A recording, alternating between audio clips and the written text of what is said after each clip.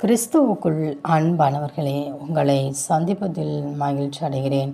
சங்கீதம் 115:12. கர்த்தர் நம்மை நினைத்திருக்கிறார், அவர் ஆசீர்வதிப்பார். இஸ்ரவேல் குடும்பத்தாரை ஆசீர்வதிப்பார், அவர் ஆரோன் குடும்பத்தாரை ஆசீர்வதிப்பார்.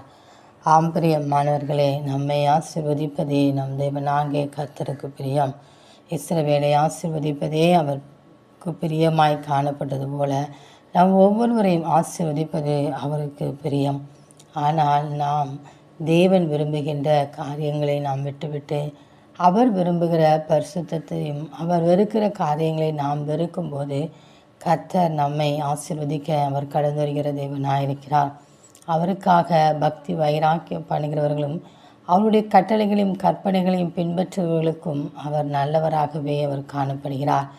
என்னுடைய பிள்ளைகள் எனக்காக நிற்கும்போது நான் அவர்களுக்காக யாவையும் செய்து முடிப்பேன் என்று சொல்லி நமக்காக அவர் வழக்காட எழுந்தருளுகிறார். நமக்காக யாவையும் அவர் செய்து முடிக்கிறார். எனவே ஒவ்வொரு நாளும் தேவன் அருவருக்கிறதான காரியங்களிலே நாம் கவனமாய் காணப்படுவோம். தேவன் சில காரியங்களை நம்மிடத்திலிருந்து அவர் எதிர்பார்க்கிறார். அவருக்கு கீழ்ப்படிதல், பரிசுத்தம். அவர் வெறுக்குகிறதான காரியங்கள் அனைத்தையுமே நாமும் வெறுத்து அவருடைய கட்டளைகளுக்கும் கற்பனைகளுக்கும் கீழ்ப்படியும் போது அவர் நம்மை நினைத்து நம்மை ஆசீர்வதித்து நம் எல்லைகளை பெரிதாக்கி நம்மை அவர் தீங்கு துக்கப்படுத்தாதபடி ஒவ்வொரு நாளும் விலைக்கு பாதுகாத்து கொள்கிறார். எனவே நாமும் அவருக்கு பிரியமானதை செய்து அவர்த்திருந்து ஆசீர்வாதங்களை பெற்றுக்கொள்வோம்.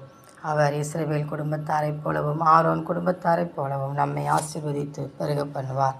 அந்த தேவனின் அன்பு கரங்களை நாம் பற்றி கொண்டு அவரோடு கூட வாழ்வோம். ஆமேன்.